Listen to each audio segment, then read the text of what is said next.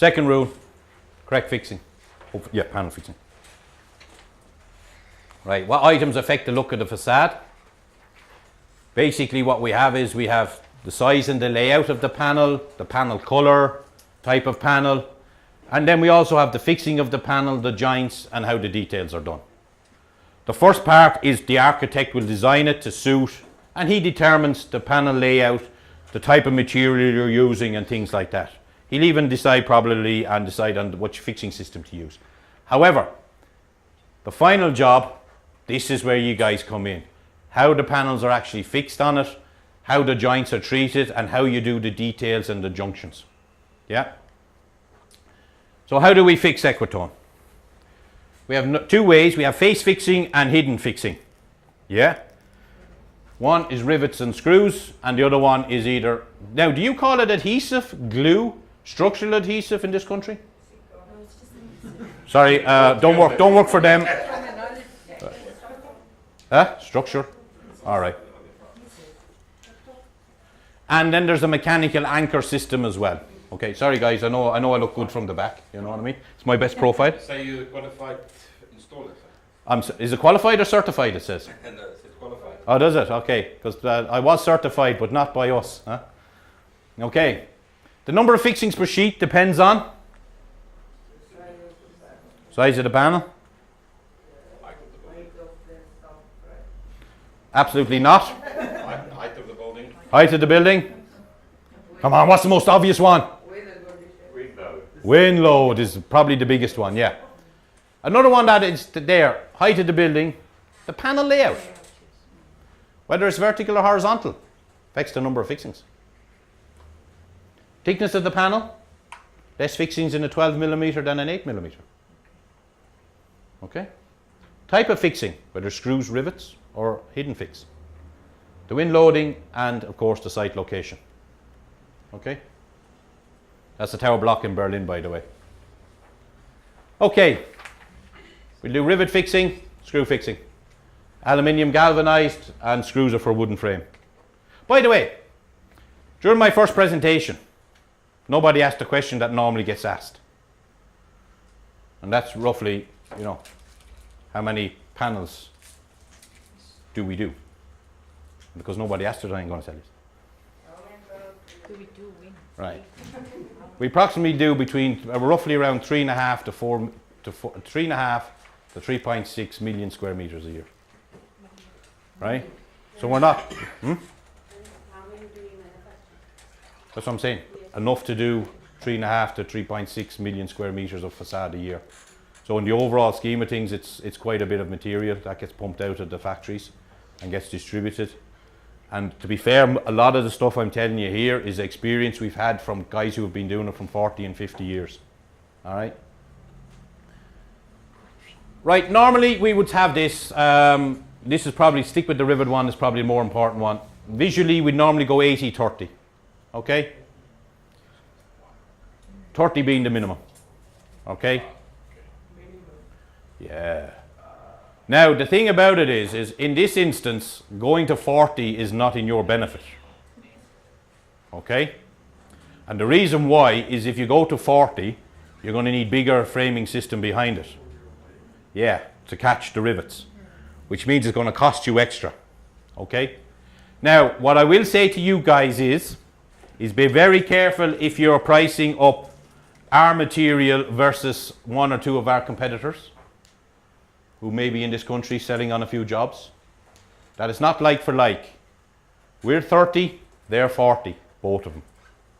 So for their systems, even though their panel might be cheaper and you might be tempted,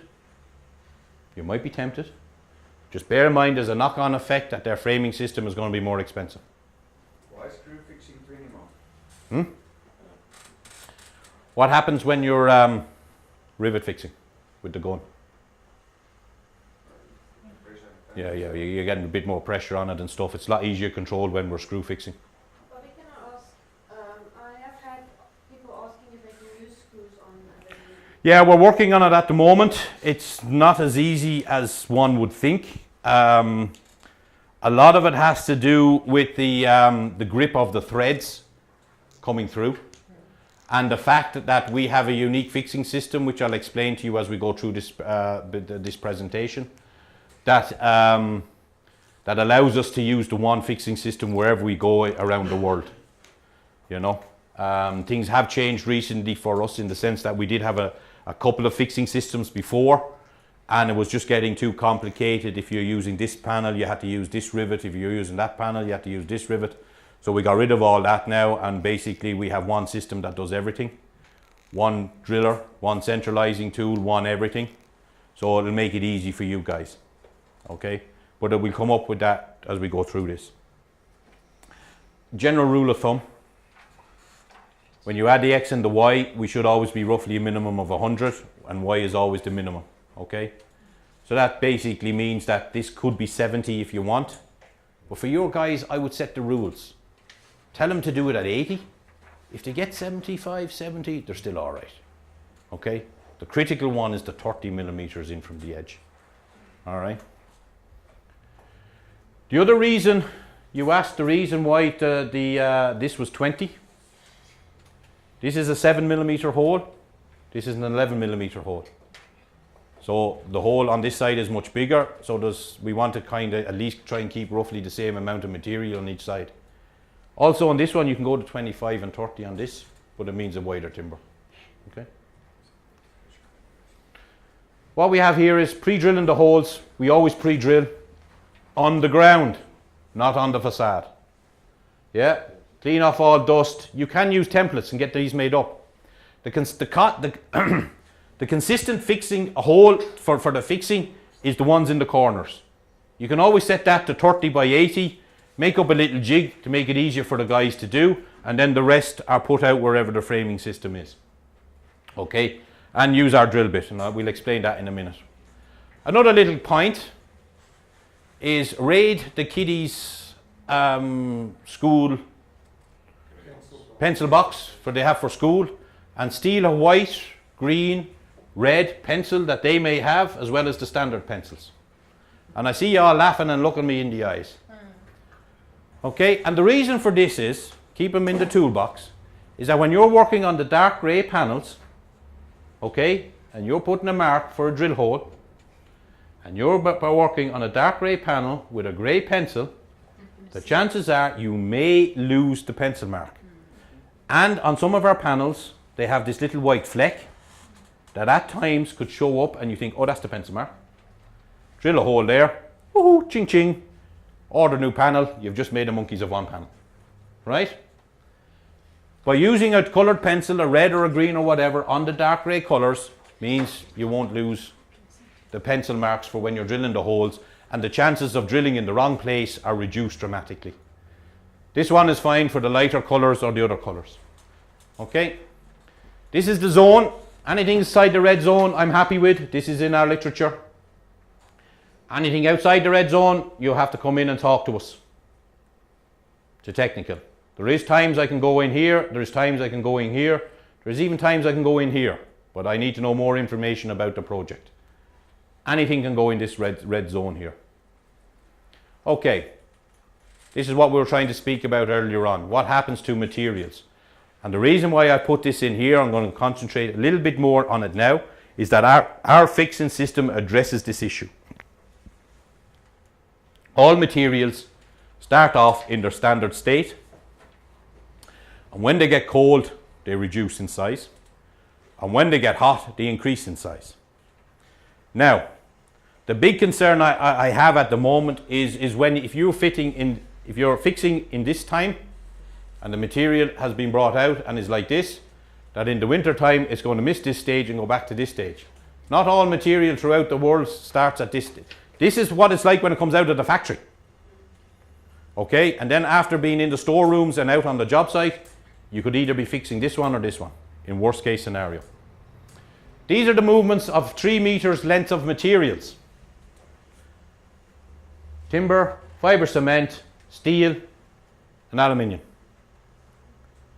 Yeah. Now, people think timber does expand and contract. It does. But the difference with timber is it does it in 2 ways. Right? You have expansion and contraction that way or this way. This one is a lot more but when it's with the grain, the length of timber doesn't increase that much. Okay? Now this is for everyone, this is for approximately 40 degrees change in temperature, by the way. Okay, so if it's a 20 degree change in temperature, it'll be less, and if it's a 60 degree change in temperature, of course it's going to be more. But that just gives you a relationship about what happens with the different materials. Right, for you guys, how we spoke about it earlier, what does it mean? Basically means that when we're mixing materials and stuff, sometimes we have to compensate for what's the worst case scenario is going to happen. Yeah? If we were able to make a frame in fibre cement, youpie-doo, we could just all fix it together nice and tight, no problems. Okay? So what happens, we done that one. We done that one. Fixed point, gliding points. I usually call them stop and go. Anybody seen our new rivets? Yeah? And it's not green because I'm Irish and I get to decide what to do with the fixing systems. Alright? It's basically based on the traffic light system. And it's for communication around the world. Right? You're lucky enough here, you guys all speak a form of English, like I do. No, we don't. Yeah, you do. So the red pen one means go. South Africa. Yeah, exactly. One guy asked me one day, where's the orange one? I said, do you even look at the orange one? Huh? Okay, so basically we just have it down as stop and go points if I'm talking about it. When you're trying to translate into different languages, fixed, gliding, sliding, it gets a little bit lost in translation sometimes. So we've tried to make it as simple as possible for people on stop and go. We've seen this picture. So red is stop, green is go. It's easy to communicate and build a simple story around it. So what we have is, we have our standard rivet here. You've probably all seen it. And we have the red spacer that slides over the top. And it gives us what we want. And what we want, what we've designed to suit the world. Yeah, you can pass it around. You can have one of them getting the answer right. You have a bucket load of them. What we want is, and you can see there on the bottom picture, okay, is that what we've developed with this rivet system, and it's an expansion on our one of our previous systems, is we now have three-way movement on the system. So whether the frame is moving up or down, side to side, or in or out, particularly if it's a lightweight structure, we have 2.25 millimeters of movement in all directions around our fixing systems. Okay? Now, that's great in theory, except if we'd done every single system, every single panel, with every single rivet as a floating system, everything would just drop down to 2 millimeters. So we have to use stop points to stop the panel dropping and moving. So that's the reason why we've developed this system. Because you can see that the spacer is actually thicker and longer than the board. Okay, and that's for the gliding one. Okay, three-way movement. Now, because there's that gap behind the board, we asked for a foam tape to be used behind it. The foam tape is a compressible foam tape that keeps the panel pushed out, but if anything wants to move or twist or anything, it allows everything to compress and then we'll push it back out. So you don't end up with these ugly shadow gaps. Now, taking off my company hat and putting on my installer hat, this foam tape is a pain in the butt.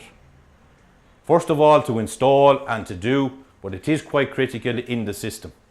We are trying to develop a much easier system with you guys in mind to make it faster and easier and less complicated to use.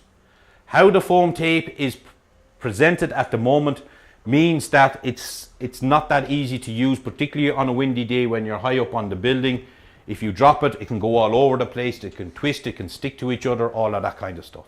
So we are working on changing the tape to a different format, but not just yet.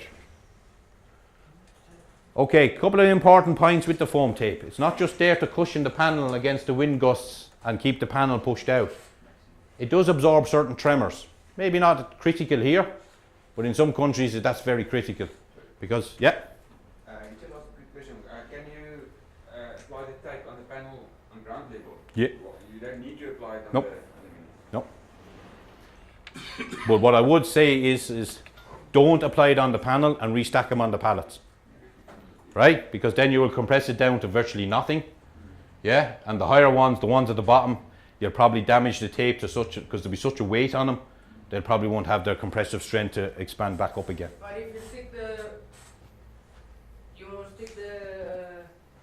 foam tape to the aluminium so it can stick, will that same, will it stick the same onto the back of the panel? Yeah, it will stick to the back of the panel as well, yeah. Yeah. I was just thinking you could use. Just be careful if the panels are very dusty. Yeah. Onto the substrate, you need to break it at every joint. Not if you're using the horizontal profiles. If you're using the baffles, there's no need, because they'll be behind the baffles, you won't see it. So if you're using the baffles, you can run top to bottom. If you have an open joints, I would recommend that just trim them out. Just wash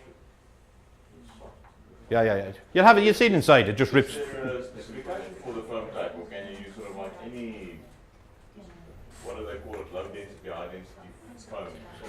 Not really. You're looking at a durability issue for one. You know, UV light attack, blah, blah, blah, blah, blah. So you have to have something that's going to last a long time. Second of all, it has to have a certain compressible strength. You know what I mean? That it can expand in and allow the panel, allow the frame to move and stuff, and then expand and push back out again. So the likes of the Sika tapes or any of them tapes that you get for the glue, definitely not. They're too rigid. Yes. Yeah? 3 time. We'll get to 10 before the day is out. Okay, it makes it easier fitting the joint profiles and everything. Now, one of the other issues it does for us is, remember I spoke about these damp lines in the mornings? Because now we've separated the fibre cement from the metal itself, the chances of these lines appearing on the morning are gone, because there's now an air gap between the two. Okay? Another thing that's quite handy for you guys as well is that the metal filings, when you're drilling, will generally fall down the back of the panel. What happens is, when you drill and the filings fall into the hole, so if we're drilling here and we're putting the centralizing here and the drillings are here, the crap is here. If the panel is tight up against the frame and you blow on them, there's only one place it's going to come, and that's back into the guys' faces. All right? So safety glasses, if they're not wearing them, they could end up with bits of metal stuck in their eyes. By having this gap at the back, even when they blow through, the majority of them filings will blow through and fall down the back of the panel. Okay? I know I'm building a bit of a story here, but this is something that happens. And do you remember what I told you about mixing aluminium and cement? Not a problem when our panels are all coated on the front and the back. But the latest trend is for uncoated fibre cement. So our Tectivas, our Linneas, our Materias, our new one for 2019 and our new one for 2021 will probably be uncoated panels. So this gap is actually separating the cement-based materials from the aluminium materials. Aluminium doesn't affect us, we affect them. So in theory, it's a problem for them, not for us. But we've done stuff here to try and make it easier, that'll work easy on the job site and won't cause any problems. If that didn't happen, then you guys would have to go and coat all the aluminium with special coatings to protect the aluminium by putting our panels tight up against it. All right? So this is what the procedure. One size hole for rivet fixing, 11mm and everything. Centralizing tools. Have we used these? Seen these? Yeah. Everybody? Well, if you haven't, put your hand up. Okay, very handy tool to have. Yeah, and what that tool does, most of the time, if we do it correctly, it centralizes where the rivet is going to go into the bigger hole of the panel. That allows us all the movement all the way around. Okay? Very simply used. And then you just pop the rivet. Now, that's the centralizing tool. Unfortunately, my fault, in another bag sitting in Ireland, which is not doing anything. But on the end of your rivet guns, you can get these rivet setting tools. Yeah? You can. Now, listen. Before you start throwing eyes down, daggers down along the room, what these actually do is for you as an installer, they actually virtually eliminate the risk of scratching the panel or scratching the rivet head when you're using it. Because some installer guys, when they're using it, actually put pressure on the rivet gun when they're pulling the trigger. And what can happen is it can slip once it pops, and then you can get a scratch mark on the panel. What this does is it actually stops it sliding off, because it fits flat on the panel, you understand? So if the panel is like this rivet tool is like this, and the rivet head fits in here. So it actually stops the thing slipping off the rivet. Unfortunately, I left my one at home, so I can't show it to you in reality later on, but that's what it does. The other thing it does, it ensures that the rivet goes in at 90 degrees and goes in nice and flat. Yeah? The rivets have been designed as low profile rivets, but sometimes what happens is if they go in at a crazy bit of a skewy angle or whatever, you end up and they really appear more on the surface. Okay. We ask for 2 of them in all panels. 2 stops and the rest are goes. The 2 stops carry the weight of the panel, they hold the panel in position, and they stop rotation of the panel. So this stop rivet will be at the same stop in the frame and in the subframe, right? So there where the stop is, No, the fixing point in the frame? no, Not. not necessarily, no.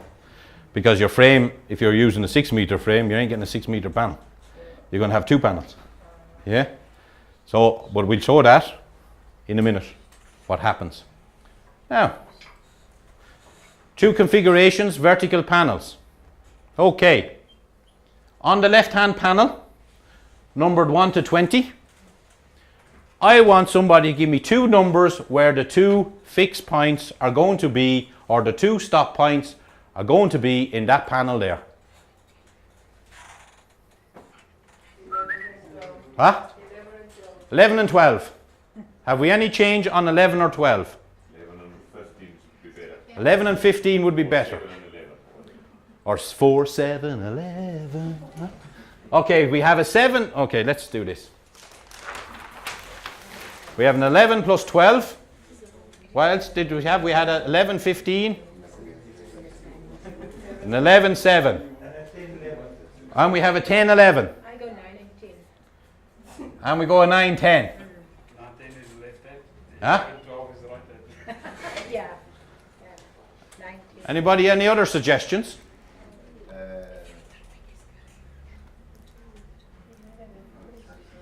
Huh? Yeah. I told you this yesterday. Yes. Yeah, but I didn't show you the one I didn't do the one on the left yesterday. So I'm confusing you. I done the one on the right yesterday. Yeah. Okay. Right. Who said 7, 11, 15, 11? Right. Totally wrong. Right? And basically the reason for that is that, don't forget, the aluminium is going to want to expand.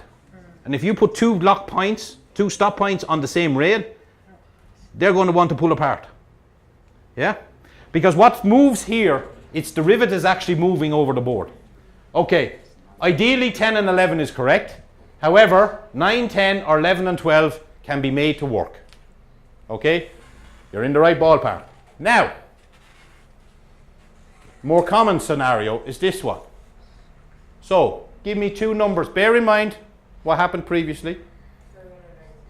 7 and 8. Who agrees with 7 and 8? Yeah, any other? 8 and 9.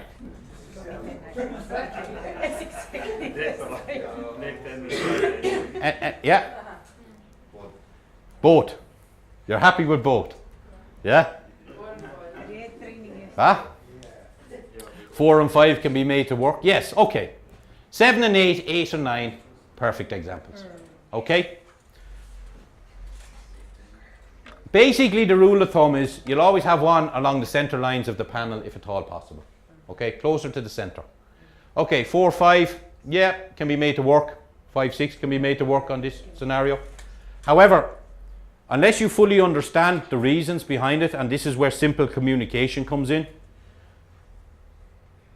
If that panel finished there, then the guys may feel that, you know, they're going to put them in the wrong place. So normally, for simple communication, along the middle lines of where the panels are, or as close to the middle as possible, if at all possible, stops the guys trying to remember numbers and stuff. And I'll explain why in a minute, in about 3 slides, what happens. Okay, so 7, 8, 8, 9. Now, how many in this room are left-handed? It's not a sin, by the way, to be left-handed, okay?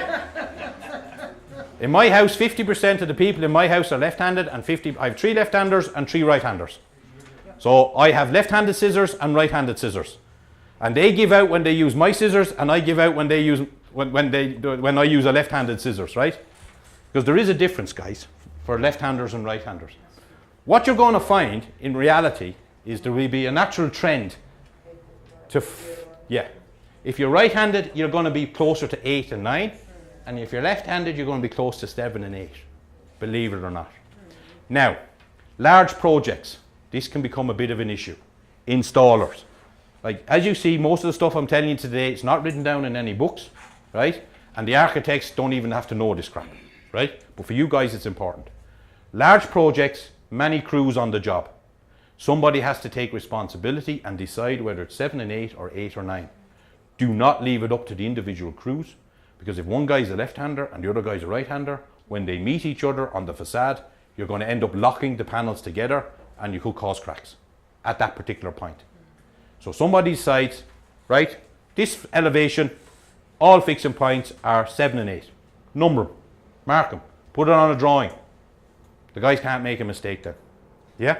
Funny enough, we had that discussion yesterday evening that maybe on a big project it makes more sense to get a person who's dedicated to do the drilling pattern and mark your go and stop points. Yeah. Yeah. Could be. Just someone needs to take responsibility. Don't leave it up to, if you have 6 crews on a job and each is a 2-man crew, don't leave it up to 12 guys to make the decision where it has to go. Yeah? You set the rule early, you sit them down, this is the plan for doing this elevation, this is where the fixed points are going. End of story. Okay?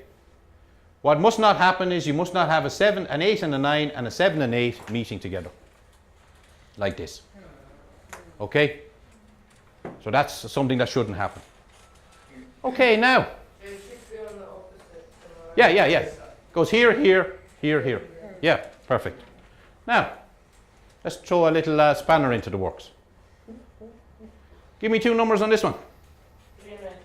3 and 8. 13 and 18. Yeah. Or 8 and 13. Do everybody agree with that? Yeah. What about this one? 7 and 8, 8 and 9 again or something? 7 and 8, 8 and 9 again or? No. It's on the same rail, exactly. So what is it then? 3 and 8, 8 or 13. Yeah? That must be the closest to the middle, not on the same string. Closest to the middle lines, but not on the same stringer. Yeah? However, sometimes you don't have a straight line, so we'd normally go the one above or the one below. Okay? This can happen. Sometimes you're on a vertical frame with a horizontal pattern here, or this one is just that it's more balanced on the bigger ones, but they can be there or there. Okay? These are all in these drawings are all in our new guidelines, by the way, so you can refer to them anytime. Setting will stop you from crushing the pan. No. The old Tectiva ones were basically, they were a very similar principle to this. What you're talking about is the old German system, which was just a bog standard rivet that locked the panel to the frame. Yeah? It didn't allow any Z-way movement on it at all, and it made sure that any raw concrete, any raw cement was in contact with the aluminium. You know? Don't forget, like, this is not country Pacific. Okay, I'll explain. In simple terms, many years ago, when Germany developed the German boards, the air-cured boards and things like that, they developed a fixing system that was very widely used and accepted in Germany. In Belgium, they done something that was accepted in Belgium, and it was different. Okay? Now, when you bring the 2 parties together, okay, and now we're introducing other boards into the range, Do we want to have 3 and 4 different rivet fixing systems for the different boards? So what we've done, and don't forget, most of these things were designed for a North European climate. However, as you've seen earlier on, first thing this morning, I'm operating all over the world, right? My coldest position at the moment where our panels are is in it's on the permafrost in the north of Canada, in the Yukon someplace, where it readily gets to minus 50 degrees, okay? So I have a panel there that's rivet fixed to a wall up there. At the same time, I have a 14,000 square meter job going on in Dubai at the moment, right? Now, of course, I can have one fixing system for north of Canada and another fixing system to suit the conditions down there. All right? How confusing is that going to be? 4 different fixing systems and then different fixing systems for climates. So what we've developed here is a fixing system that will do all the climates and all the panels in one simple application going forward into the future. Yeah? Same way with our screw fixing and everything else we're doing. The glue fixing, everything. I am only reintroducing now at the moment for the future. Because let's be honest guys, here in South Africa, you're in your infancy here. The potential here is huge for this type of construction and this type of panel. And what we're trying to do at this stage is before it explodes in the countries like here, the USA, Australia and places like that, forget about Europe, it's already well established there. But in the newer regions, trying to have people to understand all these ifs, buts, ands, if this happens, then you've got to do this. However, if this is the situation, then you've got to change. Okay, we've stopped all that nonsense. So if it's a rivet fix solution, it's the Equitone rivet. You drill one hole, one centralizing tool, one rivet. Stop and go. No orange. And if it's on the screw fixing system to wood, you drill one size hole, you use one type of screw, end of story. Same way with now the glue, we'll get to that in a minute. Okay? So for screw fixing, it's a 7mm hole. We use EPDM. The screw actually looks and feels very similar in profile to the rivet. It's a very low head profile screw. It has a Torx head in the middle to stop you ripping the paint. Okay? And in reality, because you have a hole in the rivet from a distance, one looks pretty similar to the other. Okay? Stainless steel screws. Stainless steel screws also available with extra coating for coastal environments. By the way, any of you guys work on the coast or it's all your work around Johannesburg and stuff? Coast as well. By the way, your coastal recommendations probably for Cape Town is going to be different than Durban. I think it's the same. Sure? Because usually the salt attack from one ocean to the other ocean is slightly different. Just check it out. Not every ocean gives the same amount of salt attack. I think it's the same, it just might be the difference. Yeah. The difference is But just be wary of that when you're in coastal areas. Because like you have Cape Town, you have Port Elizabeth, you have Durban. They're all on the coast. You know, the 3 big centres where this thing will be used. You may have to have extra considerations on the framing system and on the fixing system. Okay? Okay. Now, let's get into the fun area. Okay? 12 o'clock, what time is it? Okay. This is great, guys. We've got an hour to waste on this. Okay? Glue fixing. Secret anchor fixing. What these are, and don't be under any illusions, these are precision fixing systems. Accuracy, precision, but more importantly, accuracy and precision are paramount for this to work. You have so much more forgiveness and tolerance when you're working with rivets or screw fixing. The face fixing is simple, right? This is simple if certain rules are followed, okay? But precision and accuracy are vitally important here. Another issue on adhesive structural fixings is responsibility, okay? We don't make any money on the glue fixing, okay? I'm happy for our panels to be glue fixed to the wall. We work with Sika, we work with Dow Corning, we work with Bostik. And the reason why we have the 3 world leaders is because Sika may be strong in South Africa, but Bostik is much stronger in Argentina. Yeah, so I've tried to cover the world as best as possible, and in North America, Dow Corning rule the roost. Okay, so we have done a lot of work with these guys. So responsibility, they should be involved in the projects with you when it comes to this. Let these guys earn their money. All right? Precision, highly trained installers, lower level of tolerance, and believe it or not, there's a less of a wind load than rivet fixing. So if you're on a particular wind load, you might get away with rivets at 600 centers, but you may have to put the frame in at 500 centers for glue or something. Okay? Bear that in mind. Now, the simple process, in simple terms, this probably is not fantastic, is the amount of glue that goes on here. Are you guys using the special nozzles that come from the companies? Yeah? What does these special nozzles do? Yeah? So it puts it on like this, yeah? So why does it put on a certain amount? It's thicker than the tape. Yeah, so we have the tape next to it, yeah? Go on. And then you can press it flat and then you put it in. Yeah. This is why this is so important.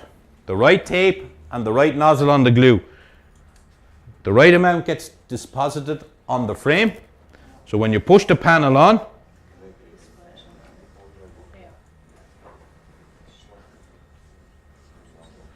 that is a critical dimension for the glue guys to do their calculations. Okay? I think a tube will do one large panel. Whoa, Jesus, look, it's going to cost us money. It's going to cost us money. Let's write it down quick. Jesus, everything else I said all day. Oh no, you have something else written down. Good. It's roughly, from memory, it's roughly a tube per large panel. Yeah, 3 long strips, a 3 meter panel, 3 strips. It's nearly 10 meters of, it's 9 meters of glue. Yeah? Like this. From memory, I think this could be 18 or 20 millimeters high of glue that comes out at the ends of these tubes. So there's a fair lump of glue comes out of it, you know what I mean? Yeah? Jeez, I've never seen guys go for pens as fast in my life before. Okay, now, the reason why it's a precision system, and this is something you guys as installers have to be careful of, is, and I have no preference, I don't mind which one is used or whatever. However, from my point of view is, I don't take responsibility for this, or we don't. It's mainly the glue guys you need to satisfy that everything is done correctly. There is restrictions on temperature use. Generally 5 to 40 degrees. Generally. All manufacturers are slightly different. Do not try and apply Seeker's rules to Dow Corning's. Do not try and apply Dow Corning's to Bostik's and vice versa. Each company has its own set of rules. What I strongly suggest as installers, that when you are getting a glue job to do, that you get the glue guy in to do the training and make sure he brings his latest literature, whatever he has to do for you, and have it there, ready at hand and on file, and keep it up to date. Humidity is an issue. Why is temperature and humidity an issue with glue fixing? If it's like too way down, so it's going to take longer. Yeah. Polyurethane glues need air and oxygen and humidity and stuff to start to cure, to set. The newer type silicone ones operate slightly differently. Okay? You've got to clean all surfaces with the special cleaners. Why would we clean the metal, can you think? There's oil. There's production oil, particularly on aluminium. Dust and dirt as well. Prime the surfaces. Yeah? 2 reasons for priming the metal. 1 is it gives it a solid base. But 2, all of a sudden now all your joints are black. Because the primers are usually black. So there's no need for taping or doing any of that nonsense or whatever with it. Okay? Double-sided tape. Why double-sided tape? To hold the panel The 2 reasons, that's probably the most important, and to regulate the thickness of glue. Okay? So the double-sided tape will not be the foam tape, am I right? No, it's not our tape, it's Sika's tape. Okay, so the double-sided tape you have to stick completely through. Yes. All the way. Yeah. No, yeah, on open jointed systems, no, you can stop it short of the joints. Because you don't want to see tape disappearing up between. And the rest, the full. Yeah. Like on the back of, they say a panel, you will stick. No. The tape, Aluminium. the tape does not stick to the back of the panel, the tape sticks to the aluminium. Due to the fact that when you pour off the protective layer of the second, it's okay putting our tape on because it's only sticky on one side. This one has got glue on both sides, so when you have to tear off the strips of protection before you put it on. And putting that on and doing that on the back of a panel on a scaffolding is not easy. It's much easier just to rip it off when it's on the wall. Okay? Bobby, Yeah. how thick should that tape be ideally? Sorry? The size, the thickness of the tape. Well, Sika supply the tape, and Sika say this is the thickness of we need. Dow Corning's may be slightly different, and Bostic's may be slightly different. I was just about to say, do not mix Sika tapes with Dow Corning's glue, and vice versa. Okay? I'm not a glue expert. I know a little bit about it. I'm not a glue expert. I don't know the full mechanics of the thickness of their tapes and all the rest of it. All I would say is just use one company's material for everything. For instance, Dow Corning's has a cleaner primer combined in one at the moment. Yeah? Do not use that with Sika tack, because the glue doesn't have the same components to stick to the same primer. Yeah. So if you're using a system, use everything from that company. Yeah. Now, don't forget, guys, between each of these stages, there's time. Yeah. Clean, flash off time, prime, wait for it to dry. If it's too long, you've got to reprime. Yeah. Same way with this. Once you put on the adhesive onto the frame, you've got to install the panel within a certain amount of time. Yeah. Put on the panel, you've got your curing time. And this one down here at the very end, just because it's the last word on it, is probably one of the most important ones for you guys. How many of you guys have filled out the logbooks? We do this on structural glazing. Yes. With 2-part silicone, Yeah. Who's Dow Corning's? Dow Corning, Yeah. Fremco, Sika. Yeah. Yeah, that's where all this technology comes from, is glazing systems. What happens on the glazing systems if you do not have this logbook filled out for Dow Corning? You're buggered, because if anything happens, they walk away from it. Follow the same principle, guys. When it comes to glue fixing, get the glue guys involved. Make sure somebody's filling out the logbook. If they don't get the logbook, they won't sign off on the project for you. And then don't come running to me. You may go sort it out yourselves in the future, right? That is quite critical for you guys to get your guarantees from the glue guys that the system has been done correctly. It means no questions can be asked of you guys then by the architect, by the installer, or whatever. You have a piece of paper saying, look, something else is wrong. Okay? So make sure the logbooks are filled out and then submitted in the right way to them. Dow Corning, Sika, Bostic. These guys now have started to experiment, and they've introduced for us new silicone systems. Okay? This one is still based on the polyurethane system. This also does a polyurethane system. However, as I said, things are advancing and changing. I've worked with these at their centre core as well to develop systems for Equitone that they're happy to use all over the world. Some of the advantages, silicone I think is more expensive, but some of the advantages are it does give a little bit of better performance in fire conditions. Plus also, if you have to take off a panel and replace it, you don't have to clean all the silicone off the frame. Silicone will adhere to silicone, polyurethane will not adhere to polyurethane once it's set. So there can be some advantages on the silicone systems there. Okay, now just because these have all been solved, there may be some differences due to the importation and export of certain chemicals.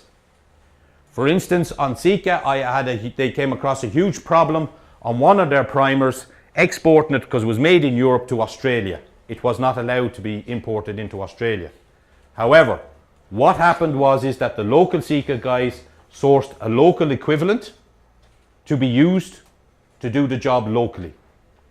So, while you may have the worldwide recommendations, you really have to tie this up with the local companies to make sure that them material products are available. If not, they will come up with an alternative to be used, and they'll be happy to guarantee it. Okay? And they all have different procedures. Okay. Anything else on glue fixing now? Yes?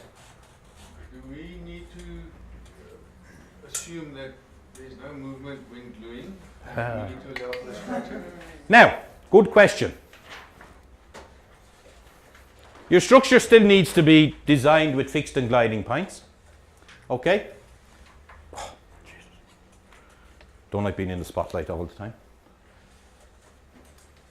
There is a reason why there's a certain amount of material left between here and here.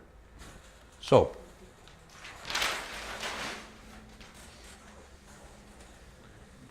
this is our panel. Sorry, I'll do it this way. This is our panel. Then there's a gap to the frame. Correct? This is your glue in here. This is the glue in here, and there's our frame in there. Yeah. There is a certain reason why they ask for a certain thickness of material as well to be used, and that's down to the elasticity of the material. So what happens with the glue, what happens to elastic? It can expand and contract back to itself. So what happens here, as this is growing and getting smaller, this is in its elastic mode. So this is actually stretching and compacting. If that's too thin, then there isn't enough material for that to happen. So what happens is that, do you ever take chewing gum? Yeah? Yeah, if you pull it too far, it'll break, right? And as you pull it further and further and further, it gets thinner and thinner. That's why there's a certain thickness built into the glue systems as well. So as everything is moving between the panel and the outside, and the rail is moving, the glue is also becomes the thing between the two of them, like a chewing gum, and allows everything to shift and move without causing any stresses on either material. Okay? Yeah? I don't believe that. Well, that's what they tell me. Even on the Sika brochure that I mailed you last night as well, at some point they say that your substructure need to allow for the movement and not. Is it like the same as a gliding point with your? Yeah, but that's no. Sorry, maybe I'm talking different here. Forget it. I don't care about the structure behind. You still have to have your fixed and gliding points in the structure to stop that buckling and twisting. But what this is doing is this is taking up the difference between the go points and the stop points. It feels very hard. The ones that we saw yesterday. But now I don't want to talk about the one we seen yesterday because I don't want to bring it up. But let's be honest, right? If it's done correctly and it's done with the right thickness of glues and everything, that's why they have the tape. They have a certain thickness. Yeah, I think the tape is a key. The key, and one of the secret things here is the type of tape that is used, because that thickness, that width is very important for the glue guys. If that's too thin, then they have less elasticity in their system. It'll tear and rip quicker. If it's too thick, then the risk is that the panel will actually drop. Yeah? Because you've got 3 or 4 millimeters of solid glue there, and that gives it's kind of like a shock absorber between the two materials. And that's picking up the difference between a stop point and our go points. Yeah? I'm skeptical, but I understand. Go talk to the glue guys and let them explain it. To be honest with you guys, I prefer if you use rivets all the time. Much safer, much faster. I get the sale of the rivets, and I don't have any bloody headaches after it with glue guys. Much simpler system to use. Yeah? Now it would be good if I switch. Yeah. Okay? But if it's done properly, it's been done. Sika have been gluing our panels for the last 30 years around the world. And they can be very successful systems when done correctly. Don't get me wrong. From an installer point of view, if you're in the right mindset and in the right mode and you follow the rules strictly, But there's no deviation from the rules when it comes to these systems, both on this system and on the anchor system. Okay? So, what we have is we have a system where you drill a funny shaped hole in the back of the panel. Oh, by the way, are we finished with glue now? I just want to ask a question. Yeah. Shout up, shout up. Kind of a silly question, but why would you have a preference on glue versus riveting or the other way around? What would be the motivating factor for you to decide on glue? Whether seeing the fixings or not. Anybody in here, are you architects? Form follows function or whatever, what's the quote? Yeah? Architecture, and let's be honest, you architects, close your ears for a moment, they're a crazy breed of people, all right? Yeah, my sentiments exactly. Yeah, exactly, yeah. And we won't talk about an engineer, but like, let's be honest. What happens is when an architect is deciding, sometimes they want to see, if they want to see the fixing, they want to see it, okay? And they don't mind seeing it. We try and conceal it as much as possible, but some are quite happy to have this pattern because they know this is part of the structure and it's part of the thing. What they really don't want is, we done research about 4 years ago where we changed the rivets. We had these accessories, like these special washers, these special fancy things to put around the rivet to make it really stand out and look really unusual on the building. And the architects, we do a lot of research with architects, said no. It's not doing anything. It's purely decorative on the outside. We don't want it. So we don't do it. Okay? That's not to say every single job is like that, but the majority would be like that. When it comes to the secrets, the hidden fixing systems, they don't want to see the fixing systems. They want just a plain, flat facade. Yeah? Like a stone. Purely aesthetics. Yeah? What I will say about the adhesive fixing system, because we were talking a bit earlier on it, is one thing you guys do really have to go and check out on is what your fire regulations are for higher buildings. The majority of hidden fixing systems are done at low level where people are in close contact with the board, and then higher up they'll just use the rivets. Yeah? With this on higher up, the problem that we have with 129 Rivonia is that the architects are saying that when they walk out of the balconies you can see the fixings. Yeah. So that But there's a difference, yeah, or what, on the main part of the building or just around the balcony? Well, that's a different story now. Around the balcony, it's usually pretty sheltered. It's in at the sides of the balcony or whatever. But when you're 80 or 90 meters up on the face of the building, it's a different story. No, I'm You know? talking about on that height on the balcony. Yeah, but don't forget, you know, fire. We can glue it. We can glue anywhere. You can glue 90 meters, 100 meters. It's just the amount of glue you have to put on the panel to hold it on the wall. Yeah. What this issue is, it's a third-party issue in what is the fire regulation. Does that panel have to stay on that wall for 60 minutes, 90 minutes, or 120 minutes? If it's on a balcony and there's a fire in that apartment and then panels, the glue melts, the panels fall off, cavity is open, fire shoots straight up the cavities. Is that the issue? All of a sudden we can't get a ladder to get the people off the other balconies because that cavity space is all of a sudden flames everywhere inside in the building. So I can glue it. I have no arguments about gluing it. What I'm doing is I'm just warning you guys that there is other factors in play here other than just the panel and how the panel is fixed. And a lot of it is down to what your regulations are. And fire is playing a big part of it at the moment. One more question, sorry. Yeah. Where's the most headaches? With riveting or with gluing? As far as experience is concerned now. If you take it on, okay, the majority of our stuff is rivet fixed, okay? But if you take it on for what is sold and what questions come back, glue fixing would probably be the most headaches. Okay. But not for us. The responsibility for that now is back to the other guys.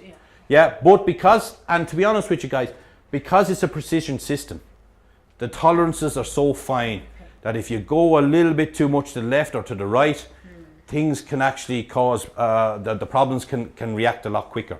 It's less forgiving than the face fix systems. Yeah? I was just going to add that I think with the glue, like, it's exactly what you're saying, that you need to follow the spec to the It's not even the spec, to be honest with you. The spec that comes out and that's written into the architect's guidelines or the architect's spec is not good enough. What are they going to say? They're going to say use this type of glue or this glue or this glue or similar approved. No, yeah. I would even go further than just their spec. I would be involved with them. I would build a relationship with them. I would get them involved in the project you're doing just to be on the safe side, and I would get them involved in it in an early stage. Yeah? The last thing you want is them guys coming back saying, oh, I knew nothing about this. Yeah? Get them in, get it in their records, make sure you have the latest. And these guys are very happy to train guys up as well. Yeah? Even if you're doing a large job, ask them to come to the job site before you start and give the guys a refresher on what they have to do, just the 4 or 5 important parts. Because let's be honest, you're not going to be doing a glue job every single week.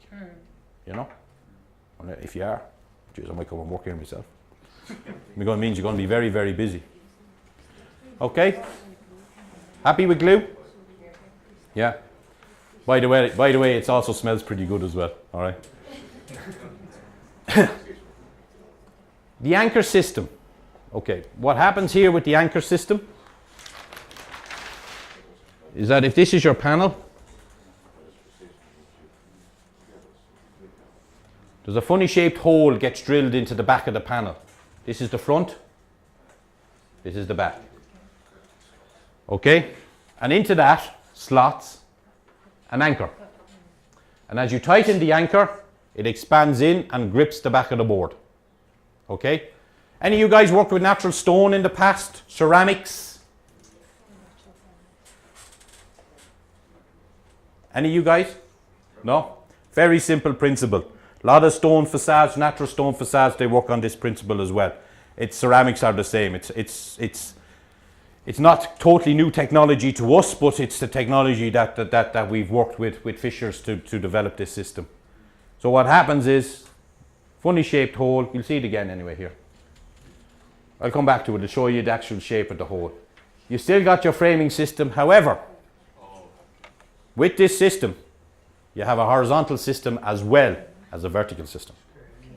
Huh? To hang it on, exactly. Now, bear in mind, have any of you guys done any of these anchor systems yet? Okay. What I would suggest is normally the bracket and the rail are a copy of each other so they slot in and grip each other. Okay? When you are doing this and the company you're buying them for, make sure you get one that reduces the amount of vertical substructure you need. Get a cheap one of these, you're probably going to have to put in a frame at 600 or 700 centers. Get a beefier one of these, you might get away with putting these in at 1200 centers. Okay? So you've got to put a vertical system up first, and then you've got to put the horizontal system on after. Okay? And there's a direct relationship between how strong this one is and how many of these you need to do. And then we have, this is the anchor here. So this part slides into the board, and as you tighten up, this spring expands out and grips the board and holds it in place. Okay? Now, this is what happens. Special drill bit in CNC machine drops down, moves to the left, spins around, then moves back into the center and pops back up again. That's how they get the funny shape. Okay? Anchor goes in, pop the anchor, spans out, grips the board. Okay? Theory is very simple and it works. And it does work. However, if you think glue fixing is precision, right? If I was working on a 12 or a 15 or a 20 millimeter board, you wouldn't have this problem. However, first of all, nobody will buy the thicker boards for this, so we've developed a system for 8 millimeter. The downside, only 8 millimeter Tectiva, by the way, it's still 12 millimeter Natura. The problem is that you're working on 0.1 to 0.2 millimeter tolerances, right? When the holes are being drilled and stuff. Okay? So I would suggest if you do get one of these jobs, you don't go off and buy a brand new Makita drill with the drill bit. Okay? that you probably get these panels done in the factory, particularly for the first couple of jobs. Yeah? Fishers do have site machines that are available to hire that allows you to drill any unusual holes in places where where you've had to cut a panel or change a panel or something like that. But it's quite tight tolerances. Okay? Now, that's not to say it doesn't work. Actually, it's become a quite poor fisher are going mad with us, in the sense that from the volumes that we told them they were going to get, they're actually getting 2.5 times that after the first year. Yeah? Due to the cost of the system is quite reasonable for these kind of anchor systems. The fact that fishers are involved, fishers are here in South Africa, aren't they? Because fishers are involved, we have worldwide support.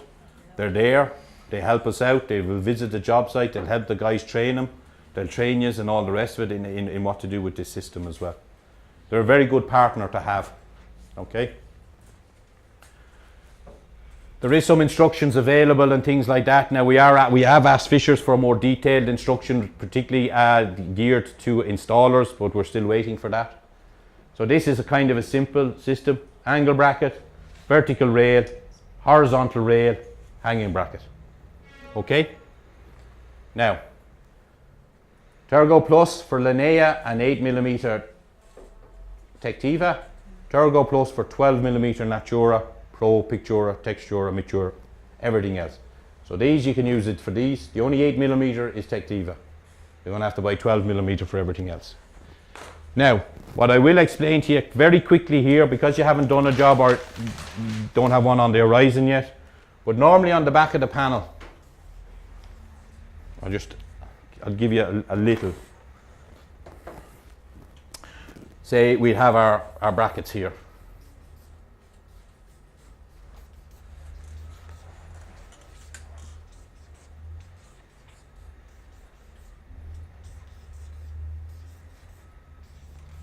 Okay, we have our brackets here.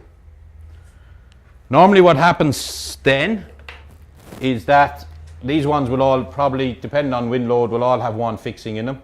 Okay? However, these ones will have bigger brackets and probably they'll have 2, maybe 3 fixings in them. Okay? Now, do you remember the principle I told you about stop and go points for rivet fixing being roughly in the middle of the panels and stuff? Yeah? Well, can you just forget about that for about 2 seconds until I explain what happens with this system? Basically what happens here and here is that up here in the corners, I don't know if it was on this thing here, you have these adjusting screws. Yeah? Because with all the best will in the world and the best planning and stuff, where you drill these doesn't mean that when you come to put the panel on, the horizontal rail is in the perfect position and the panel may a little bit of adjustment up or down to level it in. So these fixing screws in the top corners allow you to balance the system, the panel, into the right position before you lock it in place. Yeah? So there's a lot of planning, and we have some detailed information on this. I would say if it does come along and you are doing it, you need to come back and talk to us, and we give you the information to explain it in more detail about some of the stuff that has to go on the installation side. Yeah? So what happens is the panels go in, you put on these, you lift it up and you just hang it on the wall, adjust it, lock it, move on to the next one. Yeah? Yeah. Well, part of the presentation. Now, no, not necessarily, because of the pull-out resistances are a hell of a lot less on this. And I am actually currently at the moment thinking of limiting this to a certain wind load. Currently in my mind. No, because I haven't decided yet. Oh, will I get the red one or the green one? Oh, I don't know. No. The reason for that is that it becomes very uneconomical and stuff. The higher up you go, you will end up probably having a hanging bracket, you know, every 200 millimeters, every 150 millimeters on the panel. And to be honest with you guys, the cost of drilling these, even if you're drilling them yourselves in CNC with the special drillers and everything, is quite expensive. It's basically to do with the pull-out resistance. You know, you've kind of only got a grip on the back of the panel, inside in the panel. It's not the same as having a full stop like a rivet has on the outside. So the wind loading and everything on this, that these would be probably, currently at the moment, it's probably a fixing system that's probably 3 times less strong than a rivet is. So in theory, if you're using rivets at 600, you know, if you're using rivets at one particular wind load, say 6 kilonewtons or whatever, this one you'd have to be using only at 2 or something like that. Yeah. Your cavity has to be a bit bigger because you have a horizontal system in the middle of the thing as well, yeah? There's extra framing in there. Okay? Guys, look, I don't want to spend too much time on it, spending loads of time talking on it. If a job comes up on it, be sure to come back and talk to us in more detail. Yeah? So you fully understand what you're pricing up and what you're getting yourselves involved in. Yeah? But it's nothing really different than what has to happen in the stone industry, the ceramics industry. HBL have similar systems. All panel systems on the outside of facades have similar systems out there. There's not a hell of a difference. Can I ask something about that fastener on the gliding or the go bracket? Which one? Here? The right side, on the go bracket, on that one, yes. What fastener do you use there to ensure it's tight but not over tight so it allows movement? So you want me to tell you what Fisher used in their mock-up? Yeah? To be honest with you, basically we're just using self-tapping screws or whatever to do it. The thing will move. You know, there's no special expandable bolt washer thing with things on it to allow it to move up and down. The thing will move under its own, right? What actually happens here with these ones is that, okay, there's a bit of friction there. I agree with you. There is some kind of friction in there, and we're not reinventing the wheel here. This is a standard way of doing the framing systems, yeah? But what we find more and more is that people don't even give it a chance to move. At least here and in these scenarios, you can use a rivet, which isn't actually locking anything into each other. You use the screws which are threaded on one side and, you know, that oversize the hole a little bit or whatever, yeah? So if it is going to move, you know, by putting it in the slot, at least it has a chance to. If it goes into a hole, it has no chance of moving. Yeah, I'm not asking on this part of the construction, guys, behind here, I'm not asking for anything different than what the industry is looking for at the moment. Yeah, unless you tell me something totally different than happens in South Africa. Yeah, particularly with aluminium. Galvanized steel, much more forgiving. But for aluminium, these are naturally standard international recommendations.